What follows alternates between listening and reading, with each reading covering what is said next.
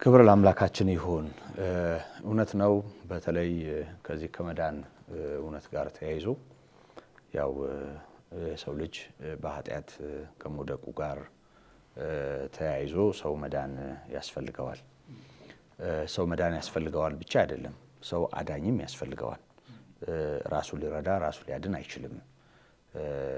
ቅዱስ ጳውሎስ በዚህ በሮሜ መልእክቱ ምዕራፍ 7 ላይ መልካሙን ላደርግ ስወድ ክፉን እንዲያደርግብኝ ሌላ ሕግ ያለው በአእምሮዬ በእግዚአብሔር ሕግ ደስ ይለኛል፣ ግን በብልቶቼ ባለ በኃጢአት ሕግ የሚማርከኝን ሌላ ሕግ አያለው ይልና ለዚህ ለሞት ከተሰጠ ሰውነት ማን ያድነኛል ይላል። ማለት እንዴት ልዳን? ምን ባደርግ ነው ምድነው? ምን ብሰራ ነው ምድነው? ማለትና ማን ነው የሚያድነኝ መሰረታዊ ልዩነት አለው። ምን ባደርግ ድናለው? ምን ላድርግ ነው? መክፈል ካለብኝ፣ መሆን ካለብኝ፣ መደረግ ካለብኝ የሆነ ነገር ልሁንና ልዳን ነው። ማን ያድነኛል ማለት ግን ከራስ ውጪ የሆነ እርዳታ መፈለግ ነው። አሁን እንዳን አይደለም። አሁን እኛ የሆነ ነገር እናደርግ አይደለም። እንደውም በዚህ ቀን በጣም የሚጎላው የዘንባባ ዝንጣፊ ወዲያ ወዲህ መደረጉ፣ ልብሳቸውን አውልቀው አህያይቱ እና ውርንጫይቱ ላይ ማንጠፋቸው፣ መሬት ላይ መዘርጋታቸው እሱ ነው የሚጎላው። ሰው ያደረገው ነገር አንዳንዴ ይጎላል። ግን የነፍሳቱ ጩኸት ማለት የህፃናቱ እሪታ አድን ነው፣ ደህንነት ነው ጥያቄው። እና ምንም እንኳ እስራኤል የምትጠብቀው ደህንነት ምን እንደሆነ የታወቀ ቢሆንም ግን ደግሞ በህፃናቱ አንደበት ምስጋናን ለራሱ ያዘጋጀ እግዚአብሔር አናግሯቸው ህፃናቱ በእግዚአብሔር መንፈስ አብርሆት የጮሁት ጩኸት አዳኙን በተመለከተ አድን የሚል መሆኑን እናያለን። በእርግጥም ጌታ ኢየሱስ ክርስቶስ በዚህ ጉዞ ወደ ቤተ መቅደስ መጥቷል። ብዙ አንካሶችን ፈውሷል፣ አድኗል በስጋ። ይሄ በዚህ የወንጌል ክፍል ቅድምም ሳነበው የተመለከትነው እውነት ነው። ከዚህ ባሻገር ጌታ ኢየሱስ ክርስቶስ በእርግጥ ራሱን አሳልፎ በመስጠት ሊታደገን የመጣው ራሱን አሳልፎ በመስጠትም ታድጎናል። ደግሞም ዛሬ ሕያው የሆነው ጌታ በሕያውነቱና ከምንም በላይ በሆነ ሊቀ ካህንነቱ ዛሬም በብዙ ድካም ውስጥ ያለን ሰዎችን የሚያድን ብቸኛው መካከለኛ ነው። ይሄ በግልጽ የእግዚአብሔር ቃል የሚነግረን እውነት ነው። ምክንያቱም በዚህ ዓለም እስካለን ድረስ በተለያየ መልኩ ልንደነቃቀፍ እንችላለን። ሀሳባችን ሊረክስ፣ ንግግራችን እግዚአብሔርን ሊያስቀይመው፣ በተግባር እግዚአብሔርን ልንበድለው እንችላለን። ግን ክብሩ ይስፋ እግዚአብሔር ሞት የማያነሳውን ስፍራ ለውጦ ላናገኘው እንችላለን የማንለውን በቀኙ ያለውን ሊቀ ካህናት ዋስትና አድርጎ አስቀምጦልናል። ከዛ ባሻገር በእውነት ከዚህ ክፉ ዓለም መዳንም ያስፈልጋል። ይሄ ዓለም የሚያልፍ እንደሆነ ይታወቃል። ዓለሙ ምኞቱም ያልፋል ተብሎ እንደተጻፈ ክፉ ምኞት ያለበት፣ የዓይን አምሮት ያለበት፣ የስጋ ትምክህት ያለበት፣ ምድራዊነት ያለበት፣ የስጋዊነት ያለበት፣ ብዙ ልክ ያልሆነ ማንነት ያለበት የሰው ልጅ መዳን አለበት። ለእግዚአብሔር በሚሆን ማንነት በእግዚአብሔር ፊት መሆን አለበት። ወደ ተፈጠረበት ዓላማ መምጣት አለበት። ለዚያ ደግሞ ያኔ በስጋ የተገለጠው ጌታ በኢየሩሳሌም እንዲህ ባለ ሁኔታ በክብር የገባው ጌታ ደግሞ እንደገና በክብር ይመጣል። ስለዚህ አሁንም በእውነት ይሄንን ያድናቸው ዘንድ ለሚጠባበቁት ሁለተኛ ጊዜ ያለ ኃጢአት ይታይላቸዋል እንዳለ ዕብራውያን 9:27 ላይ ጌታ ኢየሱስ ክርስቶስ ተስፋ አድርገን ለምንጠባበቀው እንደገና ከላይ እንደሚመጣ እና ደግሞ ፍጹም የሆነ ረፍት እንደሚሆንልን ተስፋችን ነው። በዚህ ዓላማ ነው ከጌታ ጋር መሆን የሚገባን። በእውነት ማስተዋል አለብን። ዛሬ ሆሳዕና ነው ብለን በዚህ ቀን በዓል ለማድረግ እና ልብስ ለመቀየር ደምቀን ለመታየት ምንሯሯጥ ሰዎች ይሄን ማድረግ በራሱ ኃጢአትም ርኩሰትም ባይሆን ግን ደግሞ ጌታ ለመጣበት ዓላማ ሕይወታችን ሳይሰጥ ብናደርገው ምን ማለት ሊሆን ይችላል? አመፀኛ ከአመፃው ማምለጥ አለበት። በተለይ ክርስቶስን ባለማመን ጨለማ ውስጥ ያለ ሰው ኢየሱስ ክርስቶስን በማንነቱ ቃሉ በገለጠው መንገድ ሊያውቀው ይገባል፣ ሊያምነው ይገባል። ያ ብቻም አይደለም። ዛሬ ግፍ ላይ ያለ ሰው፣ አመፃ ላይ ያለ ሰው፣ ብዙ የተደበቀና የተሸሸገ ነውር ያለበት ሰው፣ ባዕድ የሚያመልክ ከጌታ ውጭ ሌላ አምላክ ያለው፣ ያ ብቻም ሳይሆን በጌታ ላይ ሌላውን የደረበ ሌላውን ደግሞ በእኩል ደረጃ ያስቀመጠ ምስኪን ካለ ከዚህ ነገር ማምለጥ አለበት። እያንዳንዱ ለነፍሱ የሚጠራው አዳኝ ጌታ ኢየሱስ መሆን አለበት። ቅድም ወንድሜ ተናግሮታል። በወንጌላት ላይ በግልጽ ተቀምጧል። መዳን በሌላ በማንም የለምና እንድንበት ዘንድ የተሰጠ ስም ከሰማይ በታች ሌላ የለም። ሰው እንደ ፈቃዱ የዘገነው ይኖራል። እግዚአብሔር ግን ለሰው የሰጠው አዳኝ ጌታ ኢየሱስ መሆኑን ልናስተውል ይገባል። ክብርና ምስጋና ለአምላካችን ይሁን። እንግዲህ በዚህ ክፍል ሌላው የምናስተውለው ነገር ጠቅለል ባለ መልኩ ልናነሳው እንችላለን። ጌታችን ኢየሱስ ክርስቶስ ሁሉን አዋቂነቱንና እንደ ፈቃዱ ማድረግ መቻሉን ደግሞ አህዮቹን በተመለከተ ከተናገረው ነገር እናያለን። ምክንያቱም ጌታ ከፀሐይ በታች ምንም ነገር አልነበረው። እንደውም ታስታውሳላችሁ ብዙዎቻችሁ አንድ ሰው ልከተልህ ሲለው ምን ብለህ ትከተለኛለህ?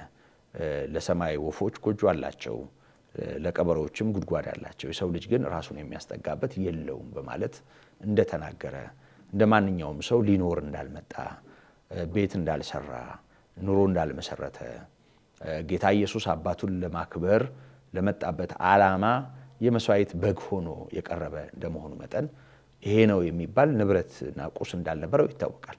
ግን ደግሞ ሂዱ ወደ ቤተፋጌ አህዮች ታገኛላችሁ፣ ማንም ቢጠይቃችሁ ለጌታ ያስፈልጉታል በሉ፣ ፈታችሁ አምጡልኝ ብሎ አዘዘ እና እንዳለውም ነው የሆነው። ይሄ ማንነት የሚያሳየን ነገር አለ ስለ ጌታ እና ጌታን ከዚህ በመነሳት እንዴት ነው የምንረዳው የሚለውን እንድናስተውል ጥቂት ጥቆማ ብናደርግ መልካም ነው። ከዚህ እውነት የተነሳ ደሬ በዚህ ዙሪያ አካፍለን። እግዚአብሔር የተባረከ ይሁን። እንግዲህ አሁን በተነሳው ላይ ጌታ ኢየሱስ በሁሉን አዋቂ ማንነቱ በዚህ ክፍል ውስጥ ተገልጧል የሚለው ሐሳብ ግሩም ነው። እርግጥ ነው ጌታ ኢየሱስ ነው ቀድሞ ነገሮችን ሁሉ ያነሳው እና ጌታ ያውቅ ነበረ ፕሮግራሙን ምን እንደነበረ በሚያውቅ ማንነት ነበረ ደቀ መዛሙርቱን የላካቸው። ደቀ መዛሙርቱም ደግሞ ለጌታ ነው የታዘዙት እና ጌታ እንዳዘዛቸው ነው ሄደው ያደረጉት። በዚህ ክፍል በተለይ በዮሐንስ ወንጌል ላይ በተጻፈው ሐሳብ ስናስብ ደቀ መዛሙርቱ ነገሩን ያደርጋሉ እንጂ ትንቢት እየፈጸሙ እንደሆነ አያውቁም ነበር ይላል ዮሐንስ ወንጌል ምዕራፍ 12 ላይ። በተመሳሳይ አያውቁም ነበር ጌታ ከሙታንም ተነስቶ ከተነሳ በኋላ ይሄ ነገር ለካ በትንቢት የተጻፈው ሐሳብ ነው እንደፈጸም ነው ያሉት እንጂ መጀመሪያ አንድ መምህር ከደቀ መዛሙሩ ጋር ባለው ግንኙነት መንገድ ነው እያደረጉ የነበሩት። ኖርማል ላይፋቸውን ይኖራሉ፣ ግን ትንቢት ይፈጸም ነበር። በግልጽ ጌታ ኢየሱስ ብዙ ድርጊቶች ካደረገ በኋላ መጽሐፍት ይፈጸሙ ዘንድ ግድ ነው ይላል ደጋግሞ ማለት ነው። እሱ ቅዱሱ መጽሐፍ በትንቢታት በነቢያት የተጻፉትን በሕጉ የተጻፉትን በመዝሙራት የተጻፉትን ለመፈጸም ነው የአብን ፍቃድ እየተከተለ የሚሄደው። የሚከተሉት ሰዎች ግን ምን እንደሚያደርጉ ብዙ አያውቁም ነበር እና ደጋግሞ ካለፈ በተለይ ዮሐንስ ወደ ኋላ መልሶ አያውቁም ነበር ይላል። የነሱን አስተሳሰብ ማለት ነው። የተቀነባበረ ነገር አይደለም የነበረው እዛ ላይ። ጌታ ኢየሱስ ሁሉን በሚያውቅ ማንነት ተገልጧል በዚህ ክፍል ውስጥ ማለት ነው። ቀድሞ ተናግሮ ምን ብሏል? ሄደው አግኝተዋል። ሄደው ተጠይቀው በተናገራቸው ቃል መልሰዋል እና ጌታ ኢየሱስ ሁሉን በሚያውቅ ማንነቱ ውስጥ ተገለጠ በዚህ ክፍል ውስጥ ማለት ነው። እርሱ አውቆ አስቦ አቅዶ ደቀ መዛሙርቱን የሚያሰማራ እረኛ እንደሆነ ተገለጠ። አሁን በዚህ ክፍል እንደው ዝም ብለን ትንሽዬ ገፋ አድርገን ብንሄድ እንደው እንበልና ማለት ነው እንበልና በግብታዊነት አንዳንድ ነገሮችን የሚያደርግ ጌታ ቢሆን ኖሮ ምን ሊሆን ይችል ነበር? ማለት ዝም ብሎ ብዙ ሰው እየተከተለው ነው እንደውም ዮሐንስ ወንጌልም ሲናገር ዓለም ሁሉ ከእርሱ ጋር ተከትሎታል እኮ ነው እና እስራኤል ሙሉ እኮ ነው ግልብጥ ብሎ እየተከተለው የነበረው ስለ ድንቅና ስለ ተአምራቱ ስለ ምልክቱ። በግብታዊነት ዝም ብሎ ቢያደርግ ኖሮ ምን ሊሆን ይችል ነበር? ሆይ ሆይ ሆይ ብሎ ከሄሮድስ ጋር ከጲላጦስ ጋር ጦርነትን የሚመሰርት እኮ ቡድን ያደራጅ ነበር። እሱ መንፈሳዊ መስመርን ተከትሎ ነው የሚሄደው። የእግዚአብሔር ቃል ትእዛዝ የእግዚአብሔር ቃል መገለጥ መንገድን እየተከተለ ነበር የሚሄደው። ለዛም ነው እነሆ ንጉሥሽ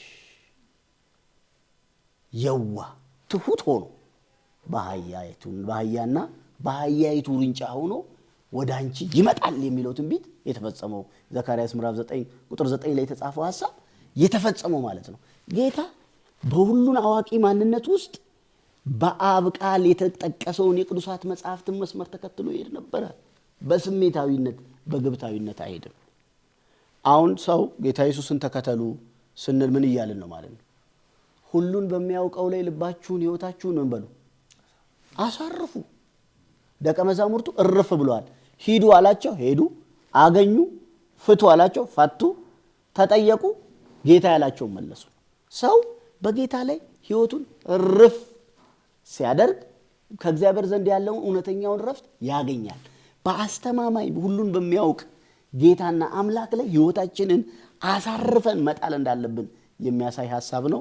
እግዚአብሔር ስሙ ለዘላለም የተባረከ ይሁን። መልካም ክብርና ምስጋና ለስሙ ይሁን። በመሰረቱ ጌታ ኢየሱስ ክርስቶስ እነዚህን አህዮች ፈታችሁ አምጡልኝ ብሎ ወደ ቤተፋጌ ደቀ መዛሙርቱን ሲልክ ያው አሁን ወንድሜ ደሬ እንዳነሳው ሁሉን አዋቂ የሆነው ጌታ የሚሆነውንም የሚጠይቋቸውንም በዙሪያው ያለውንም ነገር ሁሉ በቀደመ እውቀቱ አውቆ እንደነገራቸውና ያም በጉዟቸው የሆነው ነገር ጌታ ማን እንደሆነ የበለጠ እንዲያዩ ለደቀ መዛሙርቱም ጭምር አቅም የሚሆን እንደሆነ እናስተውላለን። ሌላው በዚህ ክፍል የተሰመረበት ማንም ለምንድን ነው የምትፈቱት ብሎ ቢጠይቃችሁ ለጌታ ያስፈልጉታል በሉ የሚለው ንግግሩ ጌታ ኢየሱስ ክርስቶስ ጌታ እንደሆነ ራሱን በጌትነት ክብሩ መግለጡንም እናስተውላለን። በመሰረቱ ይሄ የመጨረሻው የጌታችን የኢየሱስ ክርስቶስ የአገልግሎቱ እንደው ወደ መቃብር የተጠጋ የመጨረሻ ስራው ነው ማለት እንችላለን።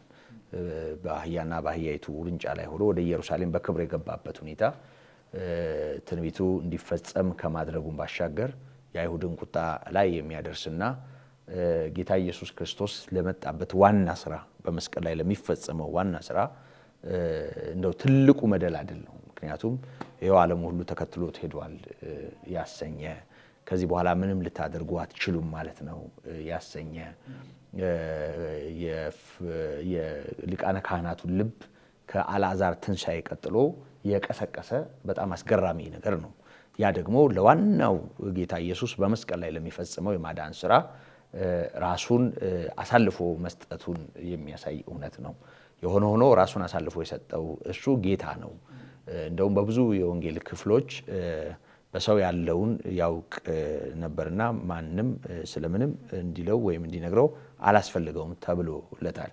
ከዛ ባሻገር በልባቸው ያለውን አውቆም ይላል ሲያኩተመትሙ እዚህ ውስጥ በልባቸው ነገር ሲያመላልሱ ገና ሳይናገሩት ጌታ ይናገር ነበር በጉዳዩ። ስለዚህ የምናወራው አንድ አህያ እየጋለበ ወደ ኢየሩሳሌም የገባ አንድ ተራ ነቢይ እንደ በለዓም አይነት ነቢይ አይደለም። ንጉሥሽ የዋህ እና ትሁት ሆኖ ወደ አንቺ ይመጣል ዘካርያስ እንዳለው፣ እንደውም ንጉሥሽ አዳኝ ነው ይላል እዛም ላይ ቃል በቃልና አዳኝ የሆነው ንጉሥ ነው በአህያና በአህያይቱ ውርንጫ ሆኖ የገባው። እርሱ ጌታ ነው፣ እሱ ታላቅ ነው። ክብርና ምስጋና ለእርሱ ይሁን። ከዚህ ጋር በተያያዥነት እንግዲህ እስራኤል የምትጠብቀው ተስፋ እርሱ እንደሆነ የተረዱ ይመስላል። ምክንያቱም ምንድነው የሚሉ ሰዎች ነበሩ። መሲሁ ነው፣ ነቢዩ ኢየሱስ ነው የሚሉ ደግሞ ምላሾች መሰጠታቸውን እዚሁ ክፍል ቁጥር 11 ላይ እናነባለን።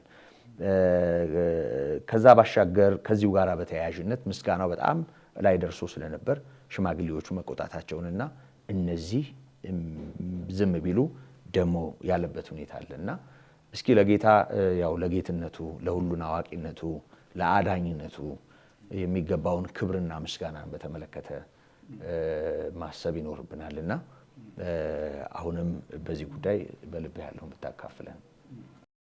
እግዚአብሔር ስሙ የተባረከ ይሁን። እንግዲህ ይህንን ክፍል ስናይ በዚህ ክፍል የእግዚአብሔር እቅድ እንዴት እየተከናወነ እንዳለ ነው የምንመለከተው።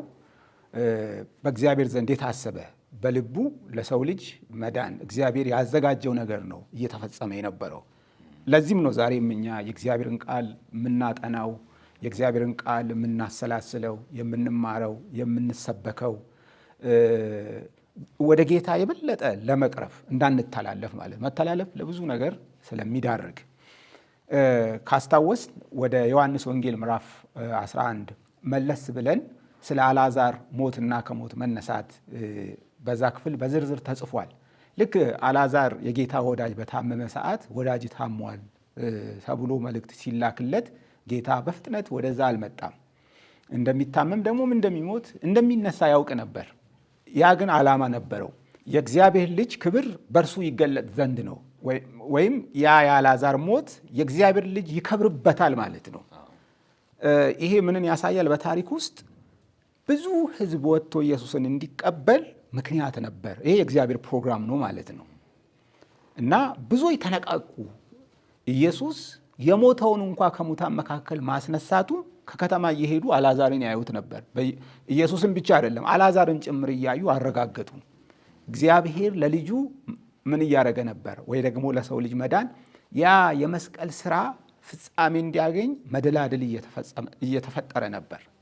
ልክ ኢየሱስ ወደ ከተማይቱ ሲገባ እንዳነሳኸው ኢየሱስ በግልጥ ማለት ነው ምስጋናን የተቀበለበት ቦታ ቢኖር አንዱ ይሄ ነው። ከብዙዎቹ መካከል አንዱ ይሄ ነው። በግልጥ ልክ በቤተልሔም ተወልዶ በእናቱ እቅፍ በነበረ ሰዓት ወይም በዛ ሁኔታ ውስጥ ሰብአ ሰገል መጥቶ ሰግደውለታል። ክብር ይገባው ነበር ለጌትነቱ። ክብርን፣ ስግደትን፣ ምስጋናን ሊቀበል የሚገባው ሕያው እግዚአብሔር ብቻ ነው። ስለዚህ ያ የሕያው እግዚአብሔር ልጅ ጌታችን ኢየሱስ ክርስቶስ ለያህዌ የሚገባውን ክብር ተቀበለ ማለት ነው። ይሄ ብዙዎቹን አንደኛ አስደንግጧቸዋል፣ ጉምጉምታ ፈጥሯል። እንዴት ነው ይሆን ያለው ነገር ምንድን ነው? ይሄ ግራ መጋባት ውስጥ ማለት ነው። ሐዋርያት ጭምር ቅድም ደሬ እንዳነሳው ኋላ ላይ ነው የተረዱት። ለካ አያይቱን እንኳ ሄዶ ሲፈቱ በእርሱ እውቀት እንግዲህ ወይም በእግዚአብሔር እውቀት እነዛ አሃጂዎች በዛ ቦታ ተዘጋጅቶ ቆይቷል። ፈተውለት ያመጡት በእግዚአብሔር ፕሮግራም ውስጥ በዘካርያስ ምዕራፍ 9 ቁጥር 9 ላይ የተጻፈው ይፈጸም ዘንድ ነው። እኔ ይሄን ሁሉ ስናይ እንደው ምን ያስተምረናል? ይሄን በየዓመቱ መቼም እናስበዋለን። ምንድነው የሚያስደንቅ ነገር ምን አለ እዚህ ውስጥ ቢባል አንደኛው እግዚአብሔር ሁሉንም በእቅዱ ማስኬዱ በጣም ነው የሚያስደንቀው። ኢየሱስ ወደ መስቀል ከመሄዱ በፊት መላው ሕዝብ ግልብጥ ብሎ እንዲቀበለው በእግዚአብሔር እቅድ ውስጥ ይሄ መሰራቱ ማለት ለምን መሰላችሁ? እግዚአብሔር ትክክለኛውን ጊዜን የመረጠው ሰፊው የአይሁድ ሕዝብ ለፋሲካ በዓል የሚሰበሰብበት ወቅት ስለሆነ ይሄ በሚስጥር ወይም በጉራንጉር ውስጥ የተፈጸመ ነገር አይደለም። በአደባባይ ይሄ በእስራኤል ታሪክ ውስጥ ከፍተኛው ነገር ነው ማለት ነው። ብዙ ሐሰተኞች ሕዝቡን ነፃ እናወጣለን ብሎ ሕዝቡን ወዲና ወዲያ የሚያደርጉ ብዙ ጊዜ ይመጡ ነበር። ምንድን ነው ይሄ ነገር ሲፈጸም በሕዝቡ ውስጥ ምንም እንኳ ቢተላለፉ ማህበራዊ ቀውስ ነበር። በአይሁድ በእስራኤል መካከል የፖለቲካ ቀውስ ነበር ማለት ባርነት፣ ቀንበሩ፣ ግራ መጋባቱ ፍርስርስ ያለ ማለት ነው። እንደው እግዚአብሔር መድኃኒትን ልኮልን ይሆን የሚል ነው። ምንም እንኳ የካህናቱና ሽማግሌዎች ህዝቡን ከመንገድ ባያስቱትም ማለት ነው። በእርግጥ ትልቅ ሚና ተጫውተዋል። መሪዎች ያሉትን ነው ህዝቡ የሚከተለው። ህዝቡ እኮ በዚህ መጠን ወጥቶ ሲቀበል በኋላም ሲከራከሩ ዝም በሉ በላቸው ሲሉት እኮ እሱ ያው ከህፃናት አፍ ምስጋናን ለራሱ አዘጋጅ የሚል ከዳዊት መዝሙር እንደገና ትንቢት ጠቀሰ ጌታ። ይህ ሁሉ ምን ያሳያል? መሪዎች ፍላጎት አልነበራቸው። ብዙ ህዝብ ደግሞ መዳንን ይፈልጋል። ዛሬም በነገራችን ላይ ሰው በክርስቶስ ረፍት ይፈልጋል፣ መዳንን ይፈልጋል። የዘላለምን ህይወት የማይፈልግ አለ ብለን ማሰብ አንችልም። ምንም እንኳ ሰው የተለያየ የባህል፣ የትምህርት፣ የአስተሳሰብ፣ የፍልስፍና ተጽዕኖ ቢኖርበትም ነፍሱ ሁልጊዜም ፈጣሪዋን ትፈልጋለች፣ ረፍትን ይፈልጋል። እግዚአብሔር በዚህ ክፍል ውስጥ እንድናይ ከሚፈልግበት ማለት አንዱ ልናይ ይገባል ብዬ የማስበው እንዲህ ያለ ሁኔታ ውስጥ ወደ ድህነታችን፣ ወደ መድኃኒታችን፣ ወደ ኢየሱስ ልንጠጋ ስንል አንዳንዶች ወደ ኋላ ሊጎቱን ይችላሉ። ይህንን ማስተዋል አለብን። በእግዚአብሔር ፕሮግራም እኛም በዚህ ዘመን ወደዚህ ዓለም መጥተናል። እግዚአብሔር ምን እየሰራ ይሆን ብለን እናስብ። ማለት እግዚአብሔር ምን ሲሰራ ነበር በእድሜያችን ወደ ኋላ? ልክ ሐዋርያት ቆም ብሎ ጌታ ያኔ ለካ ለዚህ ነው ይህን የሚያደርገው ይሉ እንደነበር እኛም ጌታ ከምንድን ነው ያዳነኝ? እግዚአብሔር ከኔ ጋር ህይወትን የጀመረው እግዚአብሔር እኔን የራሱ ለማድረግ ስንት ጊዜ ሙከራ እያደረገ ነው የሚለውን ቆም ብለን እናስብ። በእውነት መድኃኒታችን ኢየሱስ ዛሬም በታላቅ ክብር በመንፈሱ በእኛ መካከል አለ፣ በልባችን ይኖራል። ወደ እሱ እንጠጋ ማለት ወደ እሱ አትጠጉ የሚል የትኛውም ነገር ትክክል አይደለም። በእውነት ኢየሱስ የሚናፈቅ የሚወደድ ሁሌም ሁሉ ሊጠማው የሚገባ ፍቅር፣ ህይወት፣ ተስፋ ደግሞ የሚያዝን በመከራ በነገር ሁሉ እኛን ሊመስል የተካፈለ ስለሆነ ስሜታችን ሁሉ ይገባዋል እና ሁሉንም ነገር እንዲተወት አድርገን ኢየሱስን እንፈልገው። ይሄ ቀን ለእኛ ያንን ያስተምረናል። ክብር ለስሙ ይሁን። እንግዲህ በዚህ ክፍል ልናነሳ የሚገባውን አብይ ነገር አንስተናል። በእርግጥ በአንድ መርሃ ግብር የሚቋጭ አይደለም፣ ሰፊ ነገር በውስጡ አለ።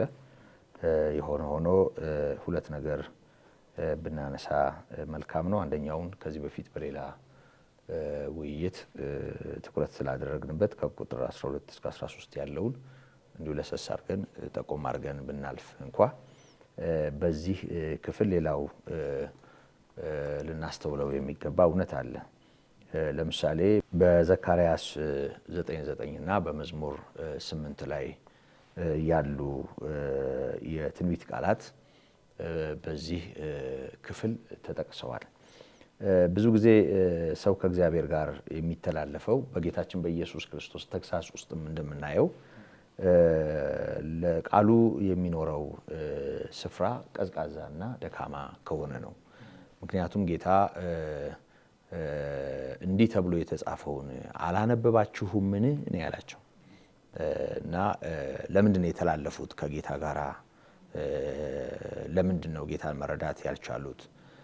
መሲሁ የዳዊት ልጅ በዳዊት ልጅነቱ ክብር ብቻ እንደሚገለጥ አይናገርም። የብሉይ ኪዳን መጻሕፍት ስለ ቤዛነቱም ስለ መተላለፋችን ስለ መቁሰሉም ተናግረዋል።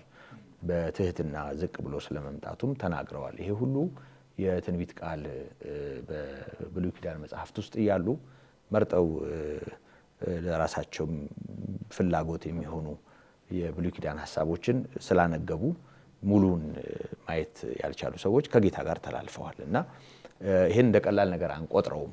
ምክንያቱም የጽዮን ልጅ ንጉሶች እነሆ ንጉስሽ በአህያና በአህያይቱ ግልገል በውርንጭላይቱ ላይ ሆኖ ወይም ተቀምጦ ወደ አንቺ ይመጣል ተብሎ የተጻፈው የነቢዩ ቃል ይፈጸም ዘንድ ነው ይሄ የሆነው ካለ ከነቢያት የትንቢት ቃል ጋራ ከቅዱሳት መጻሕፍት ጋራ ጠንካራ ግንኙነት የሌለው ሰው ይሄንን አይረዳውም። ከዛ ሲቀጥል ደግሞ መዝሙር 8ን ጠቅሶ ለምንድን ነው እነዚህ ዝም ማታሰኛቸው ሚንጫጩብን ብለው ሲናገሩ አላነበባችሁም ወይ? ከሕፃናትና ከሚጠቡቱ አፍ ምስጋናን ለራስህ አዘጋጀህ ተብሎ እንደተጻፈ በማለት ጌታ ተናግሯቸዋል። እና እንደው ይሄ ከእግዚአብሔር ቃል ጋር የሚኖረን ግንኙነት ዛሬም ቢሆን በላላባቸው እና ባልተስተዋለባቸው ቦታዎች ብዙ ጥፋት አለ። በእውነት ለሌላው ክርስቶስ ተላልፎ መሰጠት፣ ለሐሰተኛ ነቢያትም ተላልፎ መሰጠት፣ እግዚአብሔር ላላካቸው አታላይ ለሰዎች ተላልፎ ለመሰጠት ትልቁ ዛሬም ትልቁ ምክንያት ለእግዚአብሔር ቃል የሚኖረን ነገር መቀዛቀዙ እና በስሜቶቻችን ላይ በምንፈልገው ነገር ላይ እንዲሆንልን በምንሻው የዕለት ጉዳይ ላይ መጠመዳችን ነው ለብዙ ነገር አሳልፎ የሚሰጠን። ስለዚህ ከእግዚአብሔር ቃል ጋር የሚኖረን ግንኙነት ጤናማ እስካልሆነ ድረስ ዛሬም ቢሆን ከመፍገምገምና ከመተላለፍ ወደ ኋላ ልንቀር አንችልም። ምንም ጥርጥር የለውም። ማንም አያድነንም እና በጣም ነው የሚያሳዝነው። ማለት ጌታ ኢየሱስ ክርስቶስ ቀድሞ ወንድሜ ጠቅሶታል። በኢየሩሳሌም ደጅ ላይ ቆሞ አነባ አይደል? ኢየሩሳሌም ኢየሩሳሌም ዶሮ ጫጭቶቿን እንደምትሰበስብ ስንት ጊዜ ልሰበስብሽ ፈለግኩ፣ ነቢያትን የምትገድዬ በማለት እንዳልተረዳችው ነቢያትን ስትገድል የኖረችው እሷ ሊሰበስባት ያደረገውን ነገር ባለመረዳቷ ማልቀሱን እናያለን። ግን እንባውን አፍሶ ዝም ብሎ አይደለም የሄደው። በጌታ ስም የሚመጣ የተባረከ ነው እስክትይ ድረስ አታየኝም፣ ደጆችሽ የተፈቱ ሆነው ይቀራሉ፣ ወንዶችና ሴቶች ልጆችሽን በአለት ላይ ይፈጠፍጣቸዋል፣ ይሄ ነው ቀሪው እድል ብሎ ተናግሯል። በኢየሩሳሌም ላይ የሆነው ነገር ይሄ ነው። ስቲል ናው ኢየሩሳሌም በብዙ መከራ ውስጥ እንዳለች፣ ምድሪቱ እስካሁን እንዳላረፈች ይታወቃል። እና ዛሬም ቢሆን ለእግዚአብሔር ቃል ያለን ነገር ጤናማ ካልሆነ ከእንዲህ አይነቱ ጥፋት እንደማንተርፍ ማሳያም ነው። ጌታም በዚህ ክፍል ብቻም ሳይሆን ከትንሣኤውም ጋር ተያይዞ እዛ ሉቃስ 24 ላይ መጽሐፍትን ከማመን የዘገዩ መሆናቸው በመናገር የሚሆነው ነገር እንደሚሆን ቀድሞ አልተነገራችሁም ወይ ብሎ እነ ቀለዮጳን ሲወቅሳቸው እናያለን። ስለዚህ ትልቁ ችግር አሁንም የሚሆነው ነገር የማይገባን እንደሚሆን የተነገረው ነገር ስለማንረዳው ወይም ተገቢውን ቦታ ስለማንሰጠው ሊሆን እንደሚችል እናስተውላለን እና በዚህ ጉዳይ አንዳንድ መልእክቶችን አስተላልፈን የዕለቱን ውይይት በዚህ እንቋጨው። እንደሚደረጀ ምስጋና ለእግዚአብሔር ይሁን። እንግዲህ ክርስትና በጣም መሰረት ያለውና የተጨበጠ መልእክት መሆኑን ከሚያረጋግጡት እውነቶች መካከል አፈ ታሪካዊ እውነት ሳይሆን በመጽሐፍ የተጻፈ እውነት በትውልድ መካከል ሲሸጋገር የመጣበት መስመር ማሳያ ነው። እንግዲህ ክርስትና እውነት ቅዱሱ ቃል የእግዚአብሔር ቃል ነው፣ የእግዚአብሔር እስትንፋስ ነው። ሰው የእግዚአብሔርን ቃል ማንበብ፣ እንደ እግዚአብሔር ቃል ሐሳብ መታዘዝ፣ በዛ ቃል ሕይወት መኖር የሚያበረታቱ ብዙ የእግዚአብሔር ቃል ክፍሎች አሉ። እንግዲህ ጌታ ሲያስተምር በተደጋጋሚ በተለይ አይሁድን ሲናገር፣ ፈሪሳውያንን ሲናገር ብዙ ጊዜ ከእግዚአብሔር ቃል ጋር ቃሉ በእናንተ ውስጥ የለም ይላቸው ነበር። የለም እናንተ ውስጥ እኔን የማትቀበሉ ምክንያት አንደኛው ምክንያቱ ምንድነው ከተባለ ቃሉ በእናንተ ውስጥ ምን የለም የሚል ነበር። ቃል የሌለው ሰው፣ የእግዚአብሔር ቃል መረዳት በውስጡ የሌለ ሰው ምኑን ነው የሚያደርገው? በእርግጥ ራሱስ አሁን እንደው እምነትስ ምንድነው? በሐዋርያት የእምነት ምዕላድም መልእክቶች ላይም እኮ የተጠቀሰው እምነት ብለን የምንለው እኮ በቅዱሱ ቃል የተጠቀሰው እውነትን ለምንሰጠው ምላሽ ነው የምንሰጠው። በተለይ ሮሜ ምዕራፍ 10 ቁጥር 17 ላይ እምነት ከመስማት ነው፣ መስማትም በእግዚአብሔር ቃል ነው የሚለው እና የእግዚአብሔር ቃል ብዙ ስፍራ የሰውን ሕይወት በብዙ መንገድ የሚገራ ነው ቅዱሱ ቃል። ጌታ ኢየሱስ ስለ መሲህነቱ በብዙ ጊዜ ስለ አዳኝነቱ ስለ ጌትነቱ ብዙ ጊዜ ተናግሯል። በተለይ ሕይወት ሰጪ ስለመሆኑ ሕይወት እንዲበዛላችሁ እንዲበዛላችሁ መጣው ብሎ በተናገረባቸው ክፍሎች ላይ ተደጋግሞ ተናግሯል። በተለይ አንዱ ክፍል ግን እንደው እሱ ማስመርና በዛ ዙሪያ ላይ እኔ ሐሳቤን እሱ ላይ ባነሳ ጥሩ ነው። የዮሐንስ ወንጌል ምዕራፍ 5 ቁጥር 47 ላይ እንዲህ ይላል፣ መጻሕፍትን ካላመናችሁ ግን ቃሌን እንዴት ታምናላችሁ ብሏል ጌታ ኢየሱስ። እና አሁን ጌታ ኢየሱስን ራሱ ለማመን ቃሉን ማመን በጣም ወሳኝ ነው ማለት ነው። እንዲህ አንዳንድ ሰው መዳን በሌላ በማንም የለም፣ እውነት ሕይወት መንገድ ኢየሱስ ነው የሚል ሲል ሌላ ይኖራል፣ ሌላ ቦታ ላይ ሌላ ይኖራል ይላል ማለት። ሌላ የለም ከተባለ ሌላ ቦታ የለም ማለት ነው። እውነት ሕይወት መንገድ እኔ ነኝ ካለ ሌሎች እውነትም መንገድም ሕይወትም መሆን አይችሉም ማለት ነው። ሰው ከተጻፈውም ከዚህ ቃል ውጪ ደግሞ ለሆነ የተለየ የሆነ ሚስጥርም ያለው የሚመስለው ሰው አለ። አይደለም። እዚህ ቃል ውስጥ ነው እግዚአብሔር የህይወት መዝገብን በዚህ ቃል ውስጥ የህይወት መልእክትን ለኛ ያስተላልፈው ማለት ነው። የእግዚአብሔር ቃል ሲያሻን ለትንሽ ቅዠት ሲበዛብን ለቅዠት መከላከያ፣ አንዳንዴም ለቴብል ለወንበሮች ማሞቂያ፣ ለመጽሐፍ ድርድር ውስጥ ደግሞ አለ ለማለት የምናስቀምጠው አይደለም። የእግዚአብሔር ቃል የሚነበብ ብቻ ሳይሆን የሚታመን ብቻ ሳይሆን በውስጡ ባለው መልእክት ደግሞ የምንወቀስ፣ በዚህ በውስጡ ባለው መልእክት ደግሞ የምንታነጽ ልንሆን ይገባል።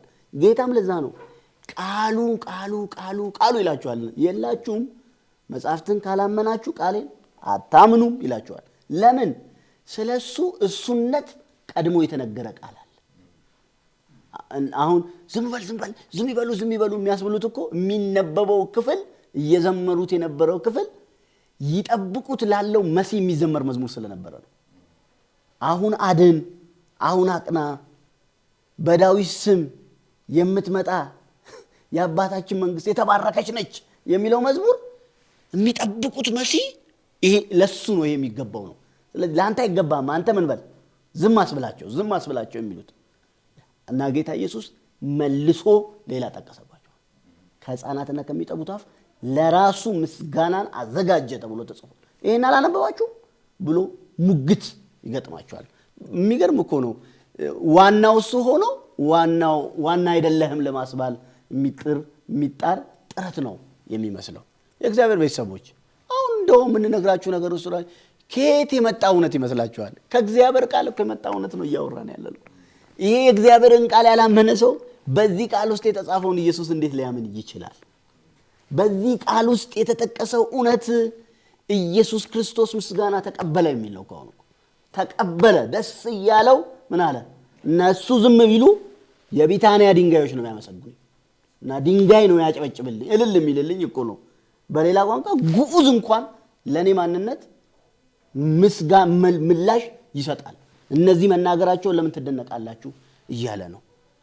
የእግዚአብሔር ቃል የእምነታችን መሰረት ነው። የእግዚአብሔር ቃል የምናምነው እውነት ነው እውነት አይደለም ብለን የምንመዝንበትም መመዘኛ ነው።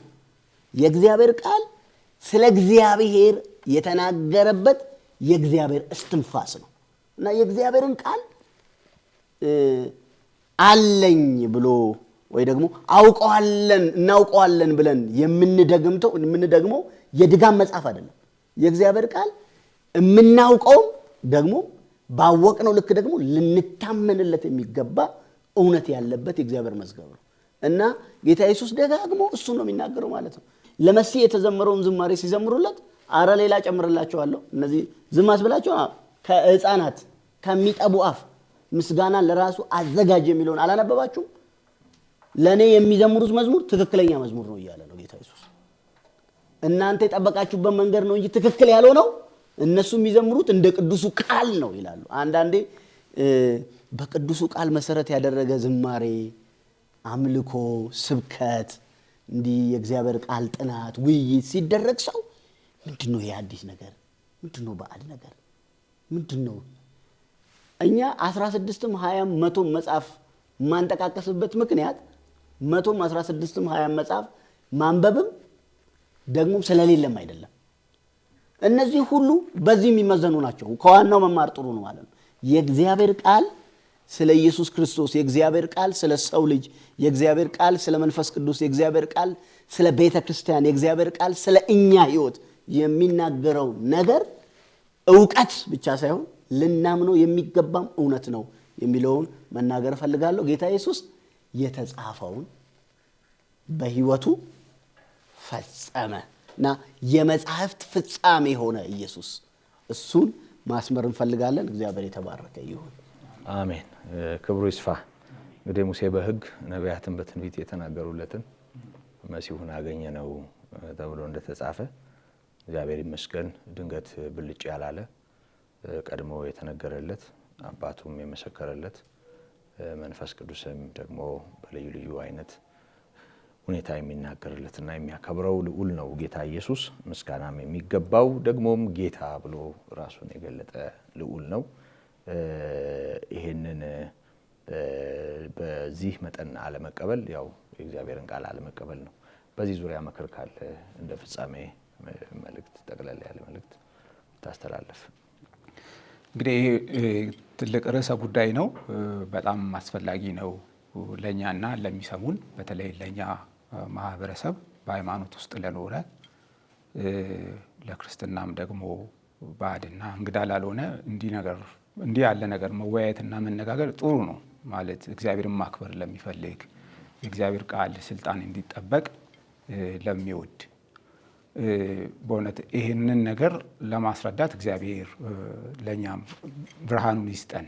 አስፈላጊ ነገር ስለሆነ ብዙ እንቆቅልሽ ከዚህ ጋር የተያያዘ ነው ብዬ አስባለሁ። ከኛ ሀገር ለምሳሌ እንደ ሕዝብ የእስራኤል ውድቀት የአይሁድ በተደጋጋሚ አይሁድ ለምንድን ነው የሚወድቁት? ለምንድን ነው በዘመን መሳፍንት ይሁን ቀደምም ብሎ ከዛም በኋላ በነገስታቱ ዘመን ለምርኮ ለስደት ምንድን ነው የዳረጋቸው ከተባለ ከሕጉ ስለወጡ ሌላ ምንም አይደለም። እግዚአብሔር ከሕጉ በወጡ ቁጥር ምን ያደርግ ነበር? ነቢያት ይልክ ነበር። በመቅደስ ዙሪያ ያሉ መቅደሱና ካህናቱ የእግዚአብሔርን ስራ ሲያበላሹ፣ ነገስታቱ ፍትህ ሲያጎድሉ እግዚአብሔር ነቢያት ይልካል። ትክክል አይደላችሁም። በተደጋጋሚ በዚህ ብዙ ተጽፏል። ህዝብ እውቀት ከማጣቱ የተነሳ ጠፍቷል ይላል። ግን ህዝቡ ብዙ ጊዜ እናውቃለን፣ ትክክል ነን፣ መስዋዕት እየሰዋን ነው፣ እግዚአብሔርን እያከበርን ነው፣ እያመለክን ነው፣ እኛ ካለው ውጭ ሌላ አንቀበልም ይላል። እንደዚህ አይነት ስህተት ይፈጥራሉ ብዙ ጊዜ። አሁንስ እንዴት ነው ጌታን የተላለፉት? ጌታን እንዴት ሳያውቁት ቀሩ ካልን እንደውም በጣም በሚያስደንቅ ሁኔታ በእስራኤል ህዝብ መካከል አዋቂና ሊቅ የሚባሉ ሰዎች በነበሩበት ዘመን ነው። ማለት ከአይሁድ ትምህርትም አልፈው ሌሎቹ የግሪክንም ትምህርት ጨምሮ ነበር። ቅይጥ ማለት ነው። ሰልጥነናል ያሉ ወገኖች ነበሩ። የቤተ መንግስት ስርዓት ውስጥ የሚሳተፉ አዋቂ ነን የሚሉ ነበሩ። ከዛ ይልቅ ደግሞ ጸሐፍትና ፈሪሳውያን እጅግ ለህጉ የቀረቡ ህጉን በጥልቀት የሚያውቁ ሰዎች ናቸው። በጥልቀት ማለት ነው። የእስራኤል መምህራን እውቀት የላቀበት ጊዜ ነው ማለት እንችላለን። ግን መንፈሳዊ ነገር አልነበረም፣ ፍሬ አልነበረም፣ ውሸት ነበር ብዙ ነገር። ለምንድን ነው እንዲህ የሚሆነው? ሰው ኃጢአተኛ መሆኑን ደካማ መሆኑን እያወቅን አይስትም፣ ከእግዚአብሔር ቃል ጋር አይተላለፍም የሚል አቋም መያዝ ስህተት ነው። እኛን ጋር ሁል ቀን ምንድን ነው ቀን በቀን እናጠናለን፣ ራሳችን ሁል ጊዜ እናርማለን። ልክ ነው። የታወቀ ሃይማኖታዊ መመሪያዎች እውቀቶች አሉን። ሁል ጊዜ ምን እናደርጋለን? በእግዚአብሔር ቃል ራሳችንን እናድሳለን። በመንፈሱ ቤተክርስቲያን ለቃሉና ለመንፈሱ አደራ ስለተሰጠች መኮትኮት መጠበቅ አለባት። በእኛ ሀገር እንግዲህ የቆየ ክርስትና አለ። ሰው ነው የሚመራው። ብዙ ችግር አሳልፈናል። ባሳለፍናቸው ክፍለ ዘመናት የእውቀት ክፍተት አለ። የባህል የልዩ ልዩ ሃይማኖት ተጽዕኖ፣ የልዩ ልዩ አመለካከት መዘበራረቅ አለ። በእግዚአብሔር ቃል ይህንን እንፈትሽ ስንል አንዳንድ ሰዎች በግብዝነት ልክ እንደ ፈሪሳውያን ማለት ነው እኛ ትክክለኛ ሰዎች ነን ይላሉ። እኛ ጋር እውነት አለ ይላሉ። እንኳን እኛ አይደለንም፣ አይሁድ በዘመኑ ብዙ ጊዜ ወድቆ ብዙ ጊዜ ተነስቷል። ለምርኮም ተዳርጓል። ብዙ ጊዜ ተገስጿል። ብዙ ጊዜ ነቢያት ተልኮላቸዋል። እኛማ እጅግ ብዙ ስህተት ይኖርብናል፣ በተለይ በምድራችን። ለምን? ምሳሌ አሁን ትሰማላችሁ፣ አንዳንድ ወተት የሚሸጡ ሰዎች ወተት እንግዲህ ያው ከላም ነው ታልቦ የሚገኘው እንደምናውቀው፣ ውሃ ይጨምሩበትና ይሸጣሉ፣ ይቀይጡታል ማለት ነው። ግን ተመልካቹ ወተት ነው ይላል። ቅቤ የሚሸጡ ባዕድ ነገር ይጨምሩና ቅቤ ነው ይላሉ። ሰው ያንን ይበላና ለጉዳት ይዳረጋል። ልክ እንደዚሁ የተለያየ ነገር እንሰማለን። በዚህ ዘመን በእውነት ሰዎች የቃሉን ወተት ሲፈልጉ እውነትን ሲሹ እንዲህ ያለ የተደበላለቀ ነገር ለህዝብ እየተሰጠ ነው ያለው። ብዙ አይነት ማለት ነው። ከባህል ሃይማኖት፣ ከልዩ ልዩ አስተሳሰብ ወደ ቤተክርስቲያን ብዙ ነገሮች ይመጣሉ። በዚህ ሰዓት ልንታበይ አይገባም፣ ልንጠነቀቅ ይገባል። እግዚአብሔርን ልንፈራ ይገባል። ትዕቢትና ኩራት አይጠቅምም። ለምሳሌ እኛ ዝም ብለን ቃሉን እንኳን ሳናነሳ በፍሬ ብዙ ነገር መለየት እንችላለን። ጌታም በፍሬዎቻቸው ታውቋቸዋላችሁ ብሏል። ፍሬ ስናየውን በምድራችን ላይ በእውነት ክርስቲያን ነው ይሄ የሚያስብል ብዙ ነገር አለ ማለት። የጌታ የኢየሱስ ደቀ መዝሙር ነው። ፍቅርና ርኅራኄ፣ ትህትናና ደግነቱ፣ የእግዚአብሔር መንግሥት ተስፋ ማድረጉ፣ ለክርስቶስ መታመኑ፣ የክርስቶስን መስቀል መሸከሙ፣ ፍቅሩ፣ ርኅራኄው፣ ያ ታማኝነት አለ ካል ብዙ ጊዜ አናገኝም።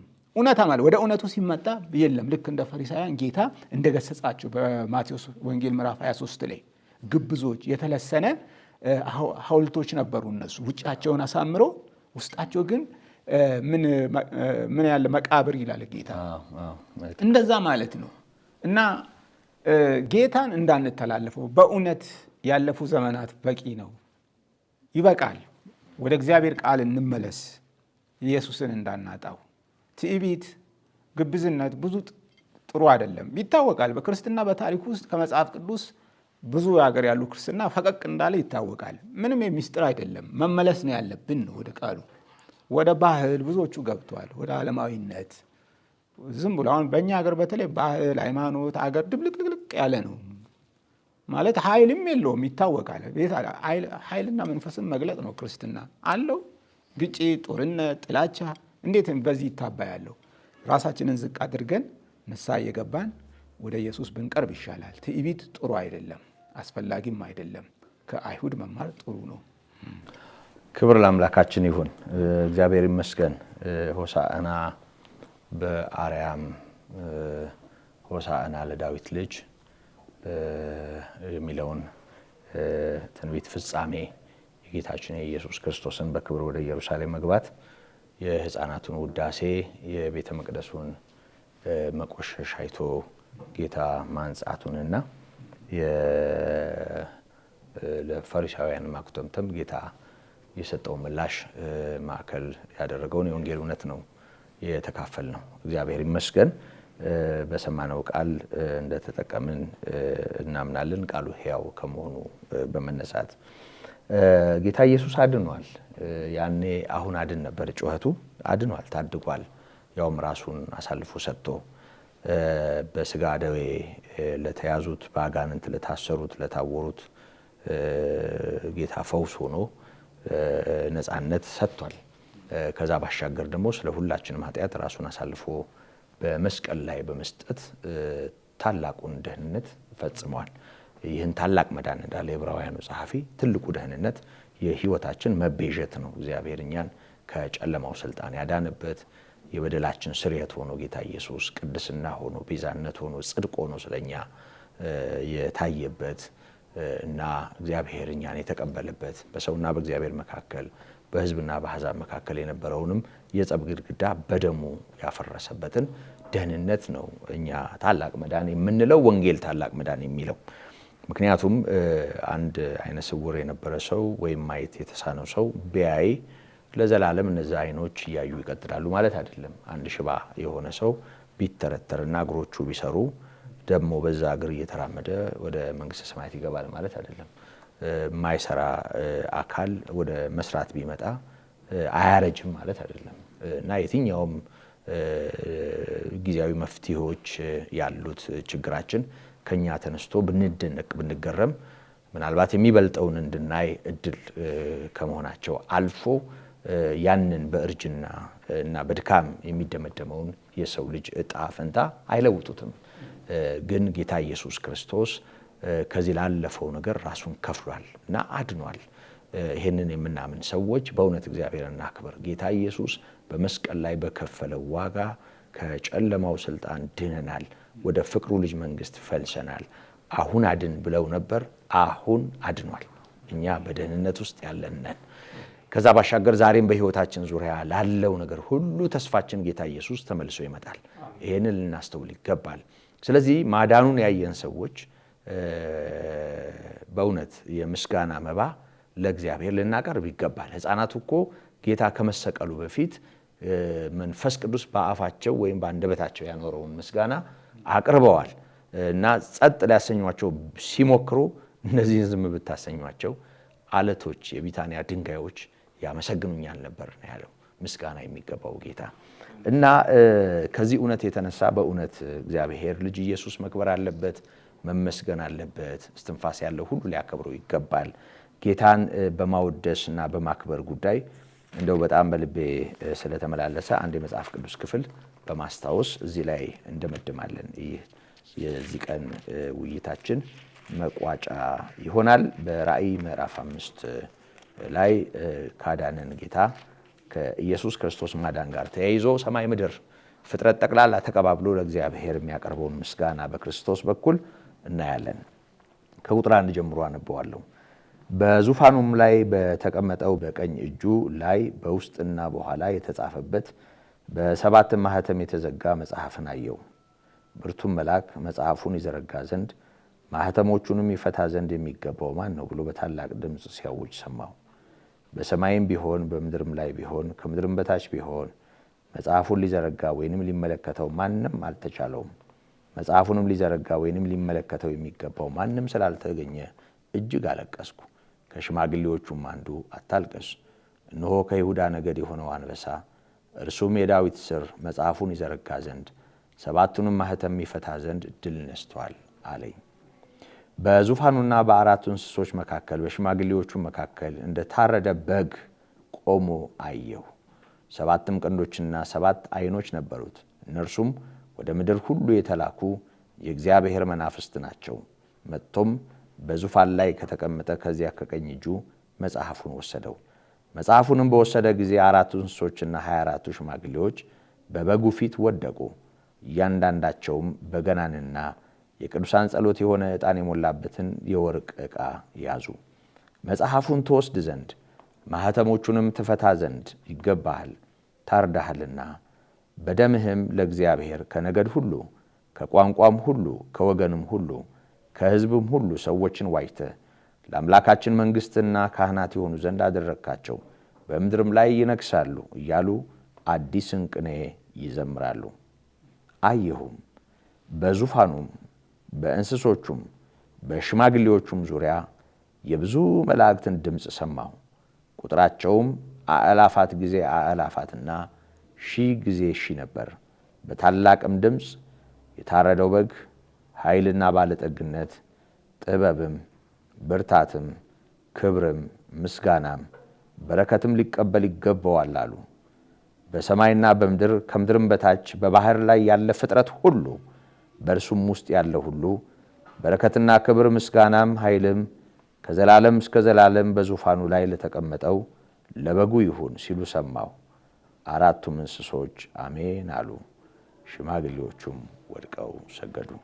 ክብርና ምስጋና ለተገባው ኃይል፣ ባለጠግነት፣ ጌትነት የባህሪ ገንዘቡ ለሆነ ለታደገን እግዚአብሔር አብን እኛን ወክሎ ባከበረ በእግዚአብሔር ፊት ተቀባይነት እንድናገኝ ምክንያት በሆነን በኢየሱስ ክርስቶስ ለእግዚአብሔር አብ ይሁን።